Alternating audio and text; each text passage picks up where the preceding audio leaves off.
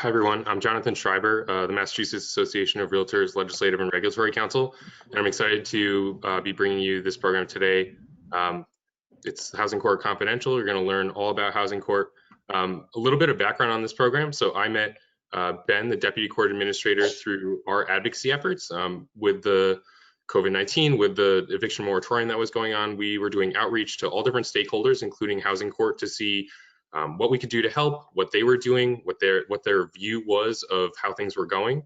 And as part of that conversation, Ben recommended that we might really benefit from learning more about Housing Court and what they do, which we're excited to be able to do and to bring to all of you. So this program was born through those advocacy efforts.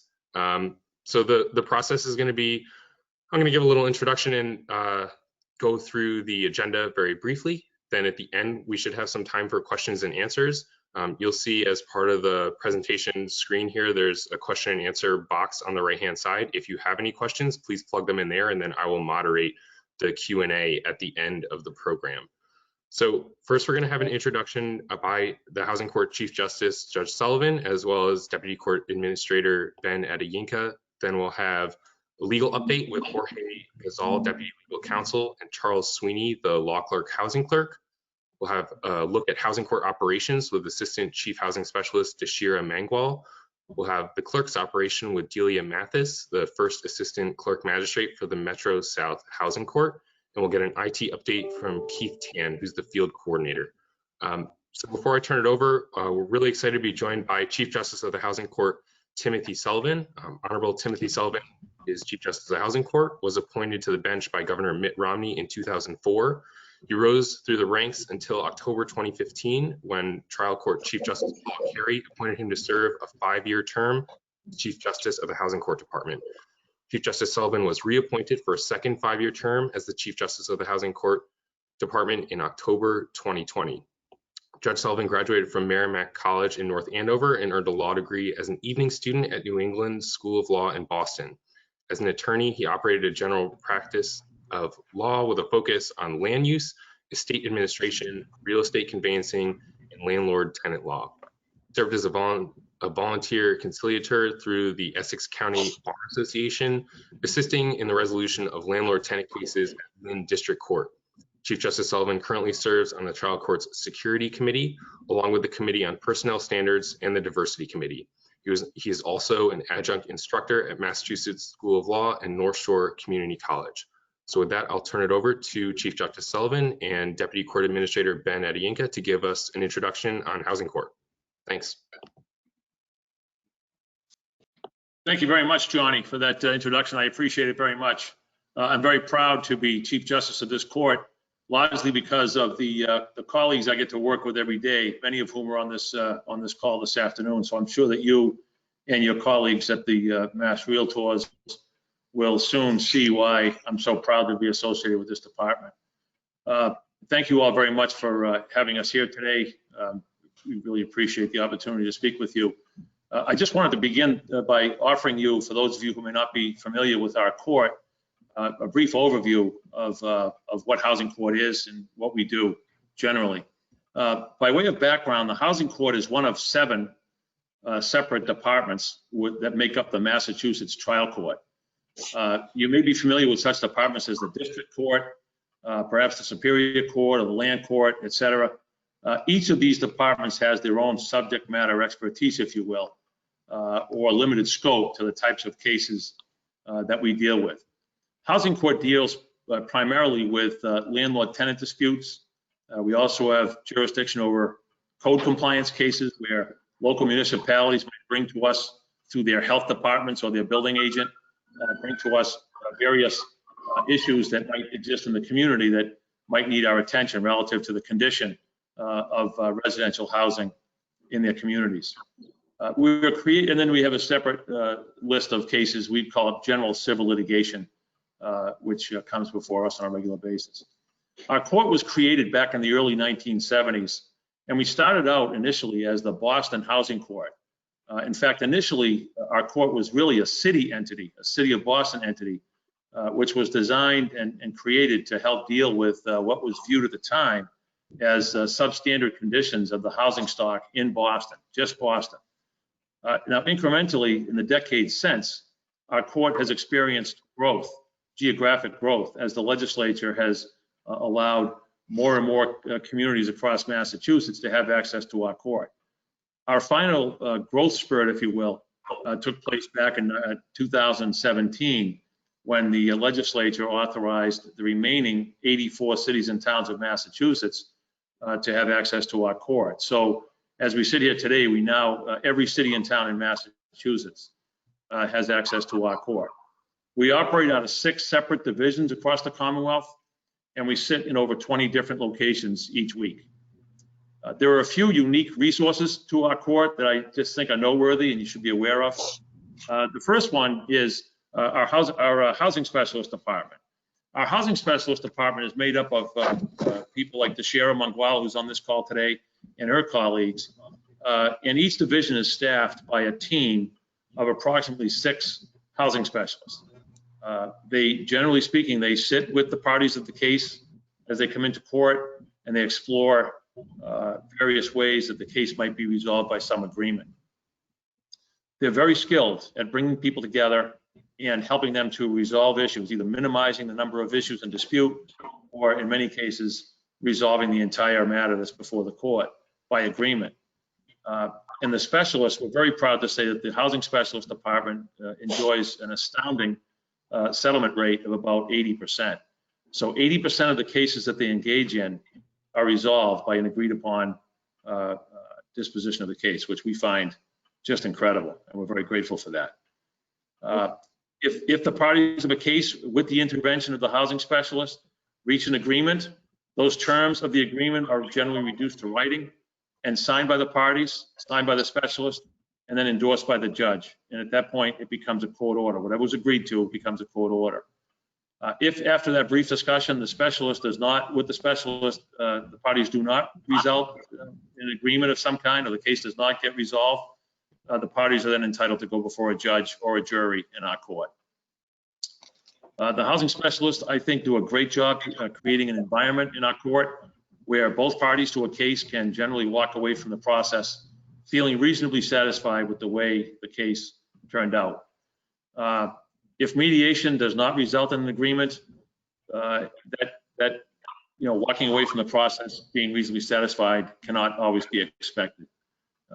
Usually one party or another walks away from the process very dissatisfied if the case is decided exclusively by a judge or a jury.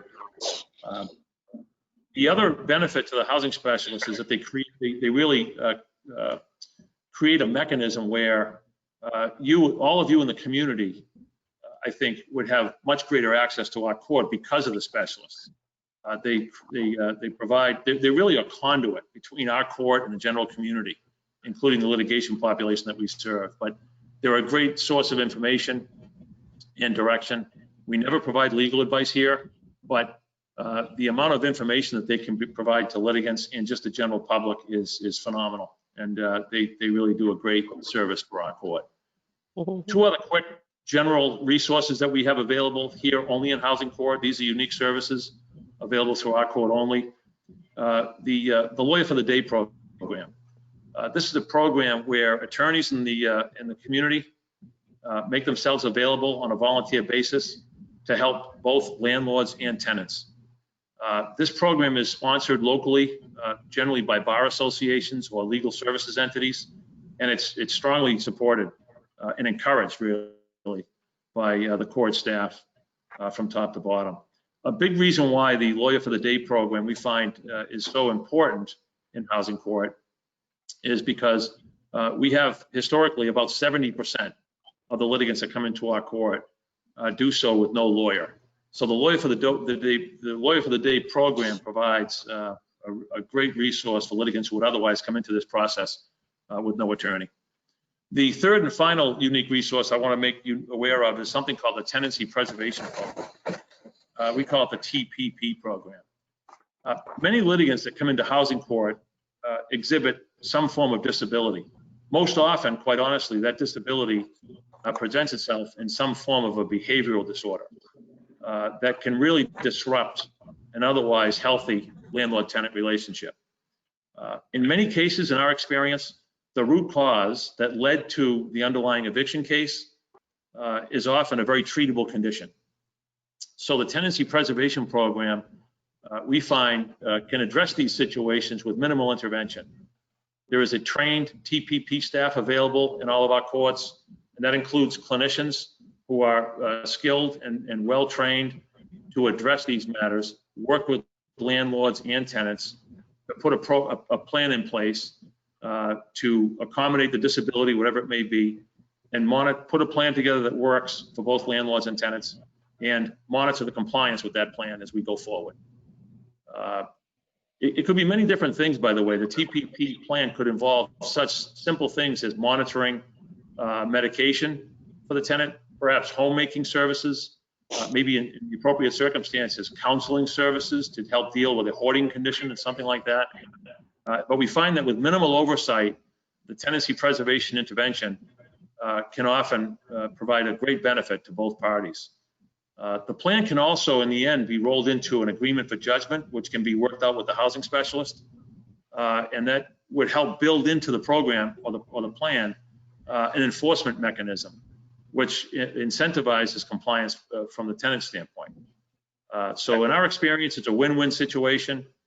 The landlord is generally pleased that the problematic behavior has been eradicated, or the income stream perhaps has been restored, and the tenant is generally pleased to be able to walk away from the table and having prevented homelessness. So I just want to say a brief thing about some of the changes to our operations in light of the COVID-19 pandemic. We have a long established process here in the Housing Court of handling summary process cases with great efficiency, and we pride ourselves on both the efficiency and the user friendliness of our court. We, generally speaking, the Housing Court operated on a sort of a one-day-a-week basis, where reaching out to the community, we'd have availability in a courthouse one day a week to conduct summary process cases or eviction cases. We've had to temporarily change that in light of the COVID-19 pandemic. And we felt that to protect our staff and to protect the litigant population, the attorneys, and really the general public, we've reduced our footprint across the state by limiting the number of courthouses that we generally conduct business in. We now, we've conducted business historically in about 20 or 22 locations across the state each week. We've reduced that to, I think it's about 9 now, in light of the COVID-19 pandemic. And we think that's an effective way to help reduce our exposure and that of the exposure of our litigants and the attorneys and the general public to other people who might be affected by the pandemic or maybe be carrying COVID-19. So it helps to minimize the spread. We've also reduced staffing levels. If you haven't been in our court recently, you'll be made aware of that quite quickly. We're now using revolving teams. Our staff has been broken up into revolving teams who conduct in-court operations on a rotating basis. Those who are not in court at a given time have been outfitted with the proper technological tools to allow them to have electronic access to the case management system, our court case management system, and to continue to do their work remotely when they're not actually in the courthouse. We've also decided to conduct all of our business virtually.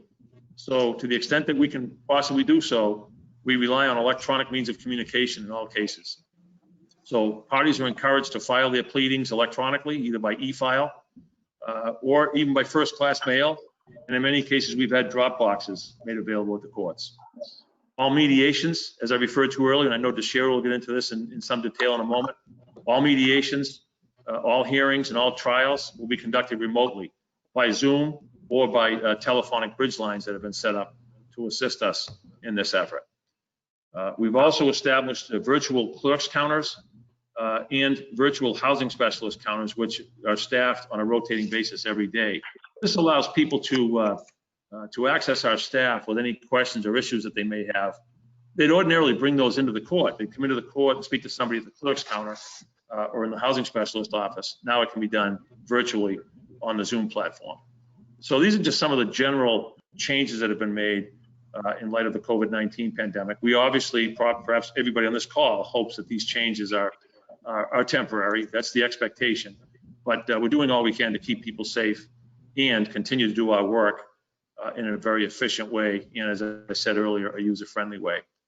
So despite all these changes that I've alluded to, I can assure you that the core function of our court remains essentially the same, but we'll continue on this path until such time as we feel it's safe to reopen the doors, generally speaking, to the public. So it's not quite the same as it's always been, but we do the best we can to provide the services that we're known for in a way that's safe and maintains that level of efficiency. So I want to thank you all very much again for your interest in what we do. I'm confident that you'll enjoy the presentation today, and I think you'll learn a lot of things from this great team of people that we've assembled here today. And I look forward to any of your questions that you might have at the end of the presentation. Thank you. Thank you, Chief Justice Sullivan. I'll just say a few words to follow with my my partner in justice, Chief Justice Sullivan. Just a couple of other pieces that you should be aware of. We have 6 divisions of the Housing Court, and they're spread out through the Commonwealth. We have roughly, at this point in time, 127 full-time employees, 15 statutory judges, and 31 of those employees are housing specialists. We say that to you so you can get a sense of we are able to run an efficient operation with the staffing levels we have. We've managed pre-pandemic, we had roughly 30,000 summary process evictions that were dealt with within the department, within the housing court. And the summary process case type is simply an eviction. So if you hear that word throughout the presentation, that's what we're referring to, the summary process case type.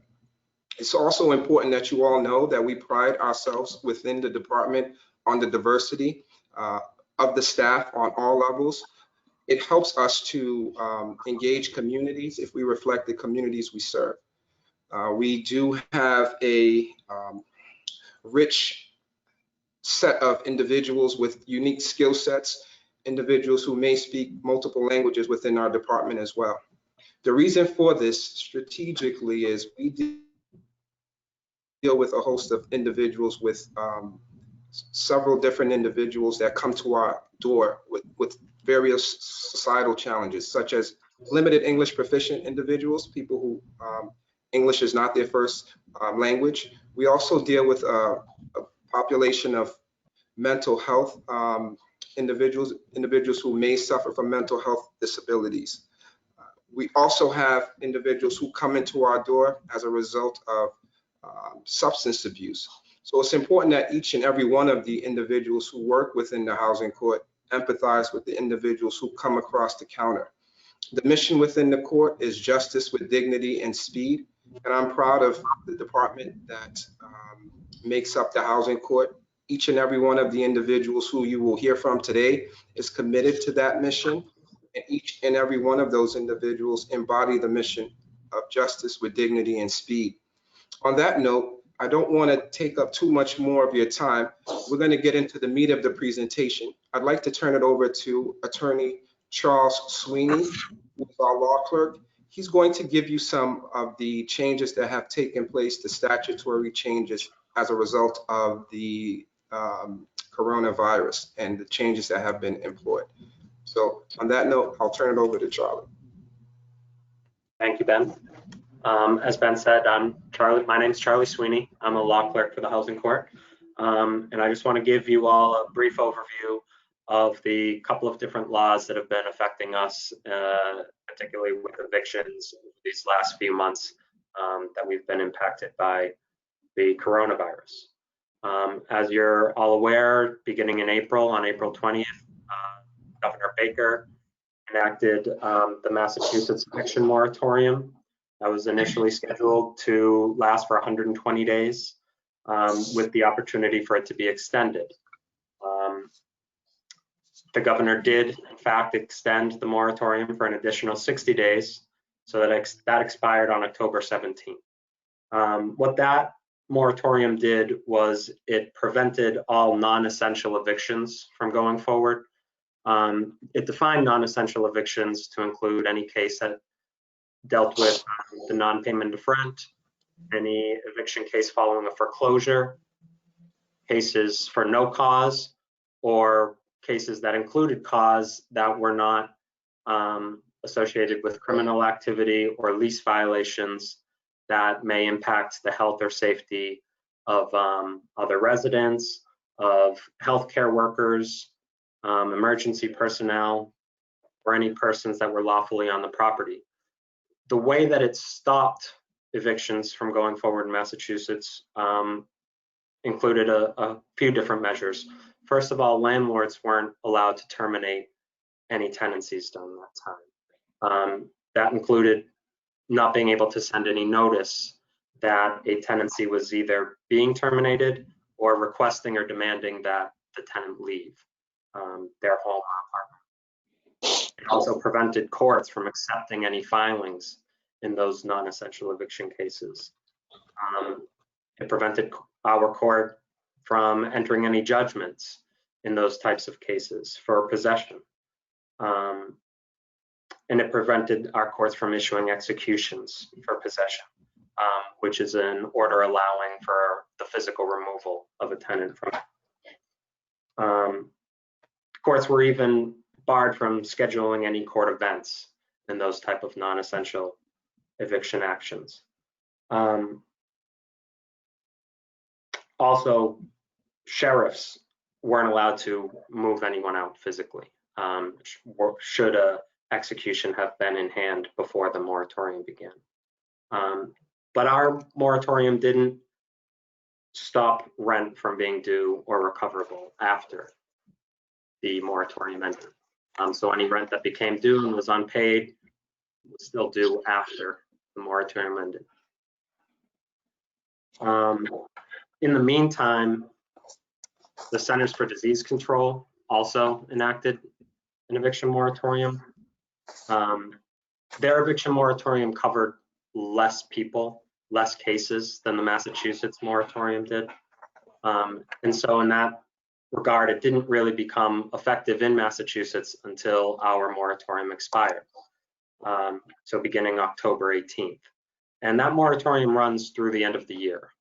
As of right now, it's scheduled to end or expire at on 12/31.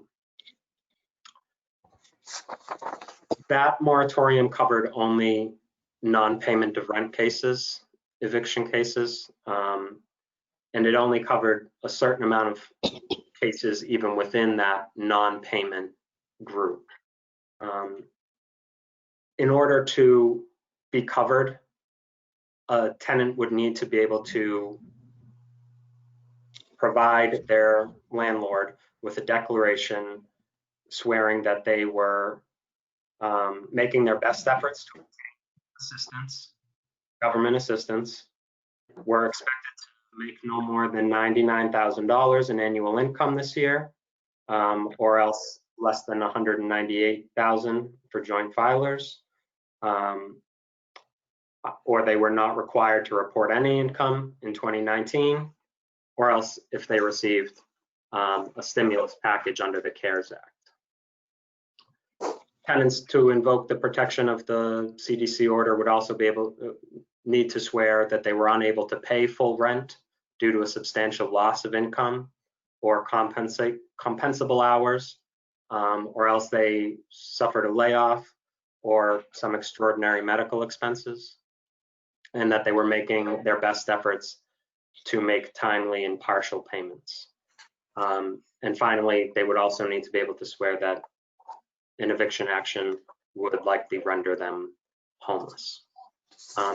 So after that kind of brief overview of the laws impacting us, I'd like to turn it over to George Gazal, our Deputy Legal Counsel for the Housing Court, to explain how the Housing Court has implemented our own rules and procedures to deal with these emergency legislations.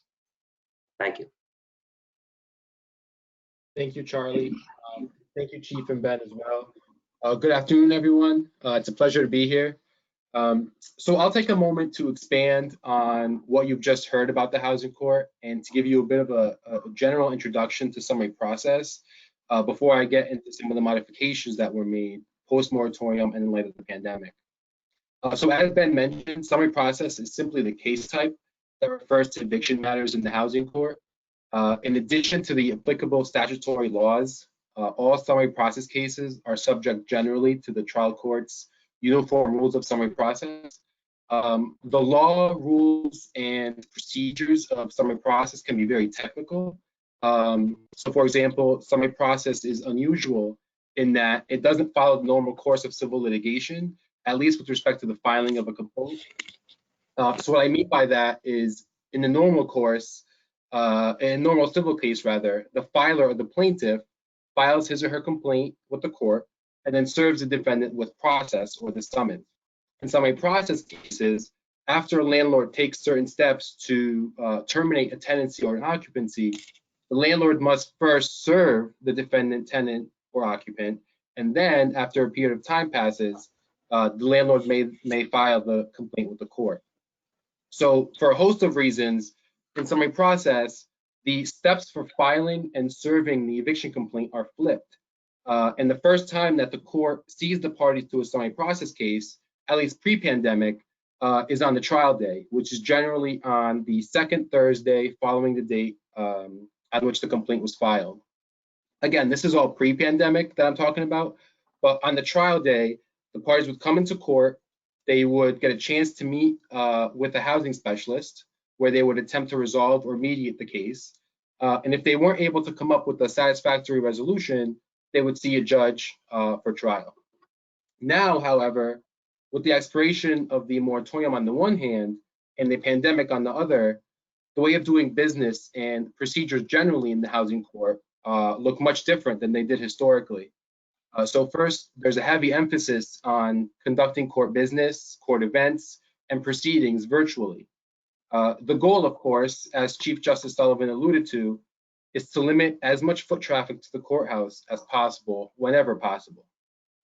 And thanks to the leadership of Chief Justice Sullivan and our Deputy Court Administrator, Ben Adeyinka, we have taken steps in the housing court, both while the moratorium was in place and now, to digitize our operations to the point where our clerks and specialists have remote technology and capabilities that have increased public access to our court, improved the efficiency for our staff, the bar, and our litigant population, and hopefully kept people safe. In fact, you'll be hearing more on the IT front in a little bit from our field coordinator, Keith Tan. So with the basic infrastructure in place to support remote operations and public access to our court, we're able to handle the caseload of summary process cases that were on pause during the eviction moratorium and those that will come in the future. But in order to handle those cases efficiently, safely, and with some sort of structure, we needed to modify temporarily the procedures by which summary process cases are handled. And the framework for our modified operations is laid out in Housing Court Standing Order 6-20, which is available on the court's website on mass.gov, and which became effective on October 19th. So generally, Standing Order 6-20 is the document promulgated by Chief Justice Sullivan that outlines our court procedures, especially as to summary process, for the foreseeable future. So I won't go over every provision in the standing order, but perhaps one of the most important parts to highlight is that as of October 19th, we're grouping summary process cases into two categories: currently pending and new cases. And except for some minor differences, all of those cases will be handled in the two-tier process. So the first tier will be known as a status in the mediation, which is an opportunity for the parties, again, to conference with the housing specialists in the first instance, to determine the status of the case, explore the possibility and availability of housing resources, and attempt to reach a binding resolution to the case. And in cases where the parties can't resolve their case with the assistance of one of our housing specialists, then the case will move forward to tier 2, which is a trial before a judge or a jury. And in all cases, the clerk's office will send the parties a notice of court event, which will inform the parties of the date and time that the case is scheduled for, the method of the court event, so for example by Zoom, the opportunity for the parties to mediate their case, and other helpful information and resources that the parties may pursue in attempting to resolve their case. Along with that notice of court event, the clerk's office will also be sending the parties an information sheet that sets forth a list of resources that may be available locally to assist the parties in resolving their case. And that list of resources for each division is also available on mass.gov on the Housing Court Resources page. So from the court's perspective, one of our goals is to provide as much information and resources as possible before the parties come into our court. And in a bit, you'll hear from Deshir Mangual and First Assistant Clerk Delia Mathis as to their perspective on all of this. But if we're talking about new cases specifically, it may be helpful for you to know that generally that we have promulgated a new summons and complaint for summary process that reflects the new modifications in procedure, especially as it relates to the two-tier approach that I just mentioned. And as I mentioned earlier, pre-pandemic, the party's first appearance in court is the trial date. And that trial date would be listed on the summons and complaint so that the parties knew when to come to court for their trial. Now, however, because of the shift to the two-tier system, the trial date is not until tier 2, which means that at the time the summons and complaint is served, the parties won't know when the trial date is. So in the new summons and complaint at the bottom, the trial date will be listed as to be determined by the court. And that's where the notices about the scheduled court events, which will be sent by the clerk's office, will be helpful to the parties. So I know that's a lot of information all at once, but hopefully it gives you a general sense of how we generally plan on handling summary process cases in the housing court in light of the pandemic and the expiration of the eviction moratorium. With that, I'll turn it over now to Deshir Mangual, the Assistant Chief Housing Specialist of our Eastern Division, the Housing Court. Thank you, George. Good afternoon, everybody.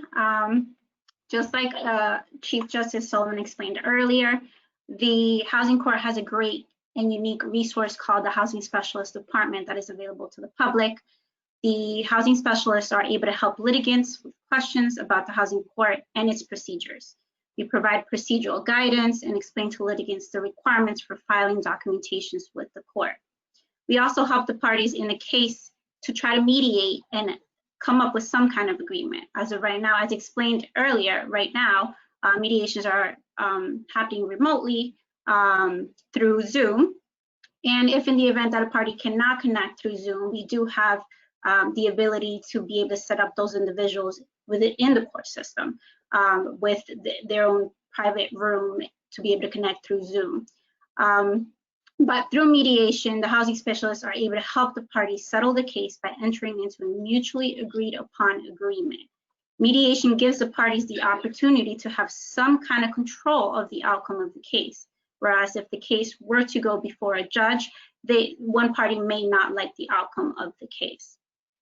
The housing specialists can also provide information and make referrals to different resources, programs, and agencies that can help both landlord and tenants. Some of the programs that we're currently making referrals to are the Tenancy Preservation Program, also known as TPP. TPP is a program that works with tenants who may have a disability that is impacting their tenancy, or where there's a mental health barrier, or if the tenant is elderly. TPP functions as a neutral party and works with the property owner and the tenant to determine whether the disability can be reasonably accommodated in efforts to preserve that tenancy. The housing specialist can also provide information about financial, rental, and mortgage assistance. Some of the programs that we're able to make referral to or give information about consist of the Residential Assistance for Families in Transition, also known as RAFT, and the Emergency Rental and Mortgage Assistance Program, also known as IRMA. Any income eligible individual or families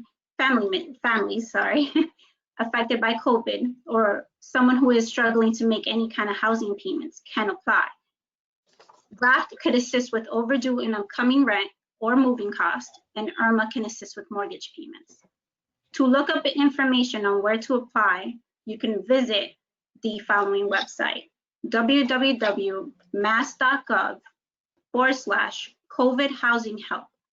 Again, www.mass.gov/COVID COVID Housing Help, or you can call toll-free number 211, and you'll be able to get assistance information and be able to look up what agency in that town or city is currently accepting applications for RAFT and IRMA. You can also look up what are the qualifications to be able to qualify for that assistance. Or you can call the Housing Specialist Department and they can provide you with more information about each program. Also, in the Housing Corps, in dealing with a very vulnerable population, we deal with a big population of self-represented litigants, which means they may not have an attorney to help them or represent them in their case. We do have the Lawyer for the Day program, who are volunteer attorneys who are able to provide free legal advice, or in some cases, representation during mediation or trial if the person qualifies. And this representation is available to both landlord and tenants. The housing specialist can also provide information of different legal services in the area. So if you have any questions about what legal services may be available to you or your client, or any person you may be assisting, you can always call the housing specialist. They can provide that information. Also, if a litigant speaks another language and they have a barrier in speaking English, the court does provide free interpreters to better assist the litigant with that language barrier. So to summarize, if you or your client have any questions relating to housing court, I highly encourage that you call the Housing Specialist Department in the division where the property is located. They are here to provide assistance and guidance to everybody. I will now pass it over to our First Assistant Clerk Magistrate, Delia Mathis. Thank you, Tashira. Welcome. Good afternoon, everyone. My name is Delia Mathis. I am the First Assistant Clerk at the Metro South Housing Court. And I'm going to attempt to sort of bring all of this information together for you a little bit by talking about the notices that are sent out by the court. As you heard Attorney Gazal mentioned, there are two-tier events. The first thing I should say is obviously everyone must receive notice of the event. We want to encourage that people not ignore any notice that they receive from the court. We do understand as we are proceeding in these matters that there's a lot of misinformation in the community and people are hearing different sort of rumors or suggestions about things that can't happen. So we want to remind people that the court is always going to be sending notice of the event that you should attend, and you should encourage anybody you know who has a hearing to attend, because one, it's going to let you know what the event is, and it's also going to provide you with information and resources to hopefully try to assist the parties sometimes with even resolving the issue before even having to arrive to court. So we really want to strongly encourage that people pay attention to these notices. So with that being said, the first notice that will likely be received is a notice of Housing Court Specialist Status Conference that was referred to earlier. That's going to tell the person what time they need to show up, how they need to show up, being offered the ability to attend by Zoom, and it will likely provide the ID and passcode or via telephone. It's also going to let the parties know that, they're going to be checking in on the matter via status, trying to find out what's going on with the case. And then at that point, they're going to offer the parties the ability to mediate with the housing specialist, provided both parties are willing to do so. It's not something that the housing court forces. It must be voluntary. But again, as the chief mentioned, we have such a high success rate that we really want to encourage people to try it, even if it's just to hear the perspective of what's going on in the case. My screen is indicating I'm having some network difficulties, so please tell me if you can't hear me. So that being said, we really want to encourage people to try to use those resources because they can just be very helpful, just to give you some information on what the other side might be thinking about that you might not realize. And sometimes just a misunderstanding between the parties and fleshing that out can really help the parties resolve issues. So again, that first notice is going to be set up as a status and allow the parties to have the ability to mediate. If they're not willing to mediate, as mentioned again previously, then the matter will get scheduled for a trial. no sooner than 14 days. So they're also going to get ample time to be prepared for that. You see listed on the screen here the information sheet. So with the notice that they're going to receive of the date and time, telling them when to appear for the hearing, they're also going to get this great information sheet. I should point out that each division has their own information sheet, although it has the basic same general information. Some of the resources, depending on the area, will be different, and the phone numbers might be different for the resources. You're going to see that it talks about your case, it talks about lawyer for the day, limited assistance representation. It's going to talk about e-filing documents. It's going to talk about the resources that Deshira mentioned, like IRMA and RAFT. It's going to talk about the housing specialist department in terms of what they can offer you. And it's also notifying you that although we are not necessarily encouraging people to keep people safe to be coming into the court, that we're fully accessible virtually. So each division is available virtually from 1 to 4:15 p.m. and each information sheet will provide the link for virtual access to the housing specialist department and also to the clerk's office department. So there is the ability to still call, of course, but just keep in mind that we're sort of limited in terms of how many people we can have in the office at one time. So just know that we're fully accessible virtually as well. There's also information about the court service center that is located in the building. Again, talks about tenancy preservation program. On the side of the sheet, you notice that it's talking about connecting to Zoom. And one of the really silver linings to all of this is I think there was probably a belief in the community that people would not be able to access us virtually, but I have to say that it's been very eye-opening and it's been very successful. And for those people in the community that do have difficulty accessing technology, then we assist them. We meet people where they're at. So if they're walking in and they're saying, you know, I don't have a cell phone that can access Zoom, a lot of the divisions have gone ahead and set up what we call here a Zoom room, which means we have a room where a computer that's accessible to Zoom or whatever technology they need, and they can attend the hearing there. They also have the ability to attend the hearing via telephone. They can just call in. It means that we won't be able to see them, but we'll be able to hear them. You know, we've had laptops set up at our front counter for people to attend hearings.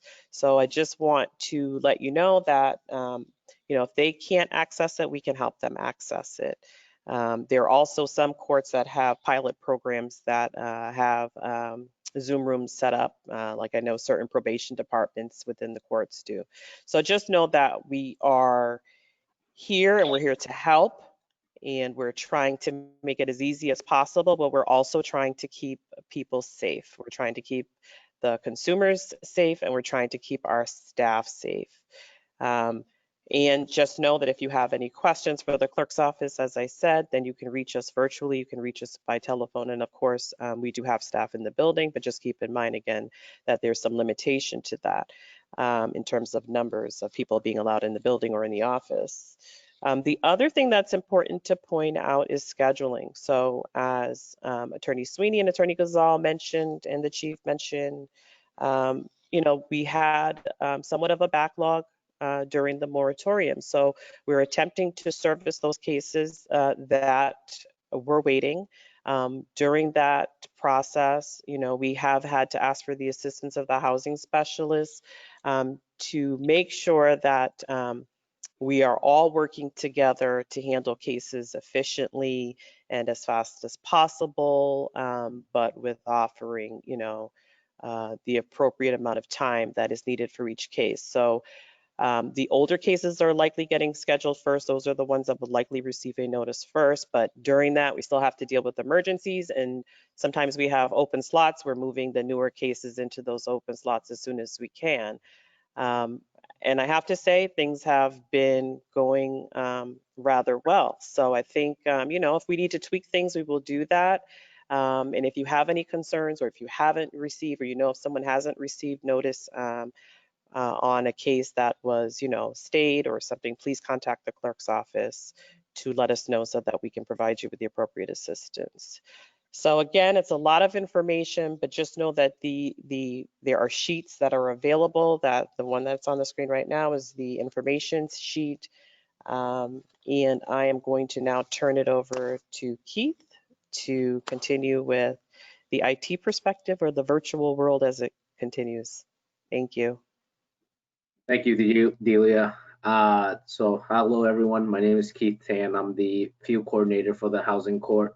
And I'm just going to give you a brief overview on, in terms of the IT frontier, how we've really moved forward in that field. And unfortunately, my colleague, Caroline Kwan, couldn't make it today to this presentation, but she is the architect of our web presence and web design. So I just want to say that this is a lot of it is her creation. So and I know that most of us have probably used mass.gov before, and that's a website that is probably very information heavy, and it makes it very hard to sometimes navigate through. But we at the Housing Court, we try to make it more user friendly, and anything that you need to find now on the Housing Court website, we make it very easily accessible. So some of the stuff that we were talking about earlier in the presentation is our Housing Court remote services. So if we see here, if we go to our main page and you just scroll down here, so our remote services right here shows up, and we link it to, like, this is all of the trial court. And if you specifically go to the Housing Court, as we mentioned earlier, we have a virtual counter, which is just an open Zoom meeting that we can meet one-on-one with people if they have any questions about when their hearing is at, or what's the status of my case, what should I do, any of that. The clerk's counter can answer that stuff. And then if you need more in detailed questions regarding mediation or a referral to external resources, this is where we have our housing specialist front counter. And pretty much it's just these are all built-in Zoom links. So all someone has to do is just one click, and they'll get there. They'll be put in a waiting room, and then once the host is ready, they will bring them into the meeting, and they can have their conversation there. The next thing I want to just show you guys is just the resource page that we have on our website. So this is our resource guide, and we talk about here how to e-file for those who don't know. So you don't have to file a case in person over the counter anymore. We at the Housing Court have put on some of our cases onto this new platform where you can literally e-file. And the other thing is we created videos and pretty much how to e-file instruction sheets so that people can do that. We talk about, this is the Raft and Irma Housing Specialist Department, our virtual counters, court service centers, lawyer for the day, and any Zoom quick help tips here. And as everyone kind of in this pandemic now, everyone is going on this virtual reality that, everyone, it's sometimes it's hard to just stay, 6 feet apart, because given the spaces that, we're in, sometimes it's not possible to do that. So the more that we can put in the virtual world, the better. And we are very lucky that we have the tools that we need to make this happen. The other thing that we've done recently that's new is, so this is for the Eastern Housing Court, the one in Boston. So you can actually view the daily list now. So we've posted, so this is actually the list for Thursday, November 5th.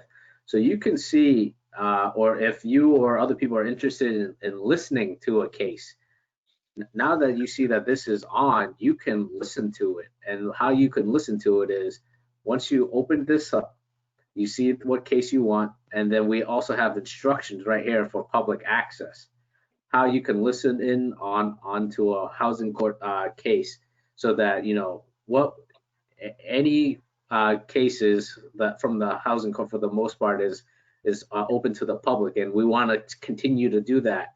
So this is one way of how you can access into that.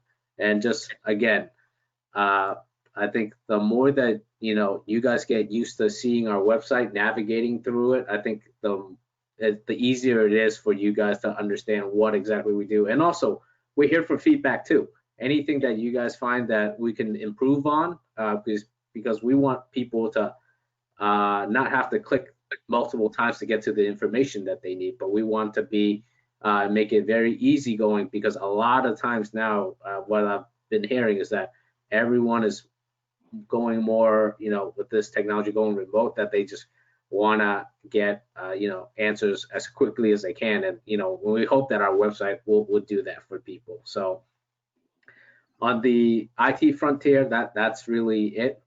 So I want to turn this back to both Ben and Chief Justice Sullivan, if there's anything that's missing.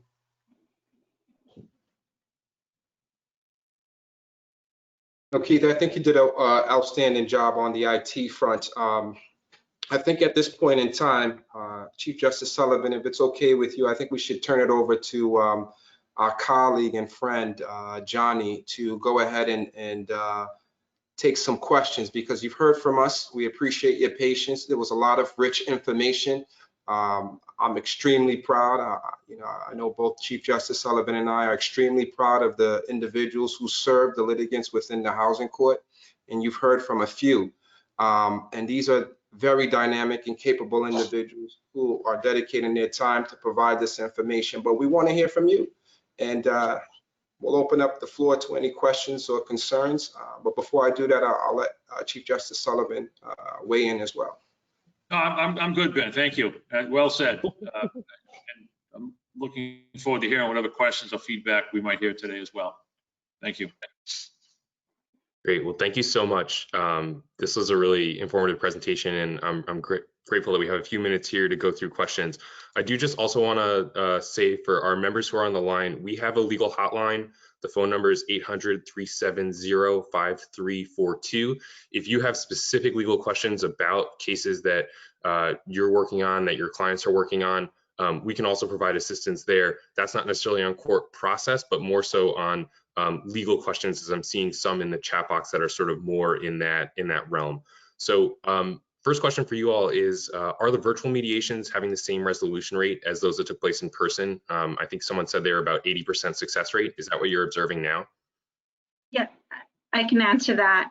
Yes, we have had around the same amount of results. The only difference right now is that there is a huge understanding that we need to provide time for tenants to see if they're able to get some kind of financial assistance. So a lot of our cases are being continued to provide tenants the ability to be able to get services in place to be able to remediate for non-payment of rent cases. But yes, if from most of the cases we have been dealing with, there have been a high success rate, or if not, continue to provide time for the litigants to get resources to then be able to move the case forward or settle the case.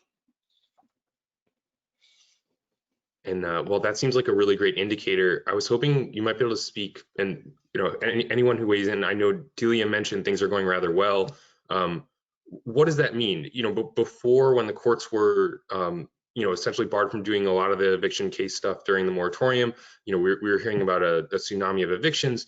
What's going on? What does it look like day to day? What does timing look like? What are your plans sort of going forward? What's it all breaking down like? So I can say, when I say the term really well, is that I know that there has been the governor's initiative, which has been getting the information out there. I myself witnessed the information on the highway when I was driving, that if you needed assistance, if you needed help, call ahead. So I think that, obviously I can't continue to predict the future, and it is different per division in terms of numbers. So when I say it's going well, what I mean is that we're getting the information out to people. As Deshira mentioned, in order to get a continuance, you have to have both sides agreeing to that.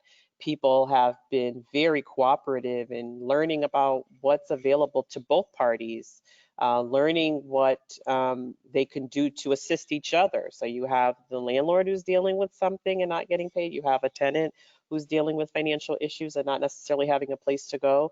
So the level of cooperation that we've been seeing has been, to me, remarkable in terms of the worry. And again, obviously, we can't speak for every case, but the information getting out there, the people willing to wait for services or waiting for resources, waiting to get information, and also the availability of the resources and what they might be able to get has improved somewhat too. So we're looking at, a lot of people really working really hard out there in terms of the court and outside agencies, really trying to make this work for people. So obviously, again, like I said, I can't predict what's still coming, but in terms of, I know for my division, I probably at this point don't have that many trials as I anticipated yet. They'll be coming and things are kind of moving on a week-to-week basis, but mediations have been going really well and people have just been continuing matters to see what they can get. So I would just say that we've been able to provide appropriate assistance to people, appropriate resources, and they're taking that. So to me, that makes it a lot better for everyone. I hope that helps. Absolutely. Johnny, Yeah, can I add to that, Johnny, very briefly, if I may? absolutely. Johnny, Thank you. okay, Yeah, thank you. absolutely. I just wanted to add to that. That was well said by, I think, both Deshira and Delia. I find too, from what I'm hearing from the divisions, that there is not an overwhelming case flow at the moment. It seems to be coming along steadily, but it's very manageable. I'll say it that way. It's a manageable pace that we're dealing with. As far as the settlement rate goes too, as Deshira said, it seems so far, and again, we don't know what might be coming down the road. That's correct. I agree with Delia. But for the moment, it seems like those the housing specialists are able to maintain a pretty consistent settlement rate.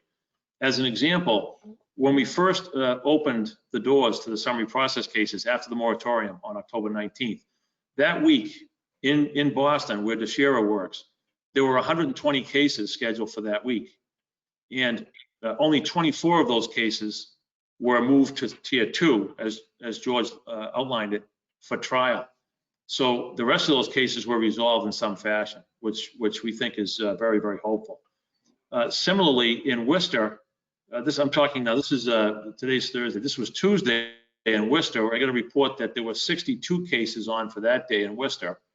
That would be a tier 1 event for the mediation. And 20 of those cases were dismissed, and which I assume that means because the parties were able to work something out.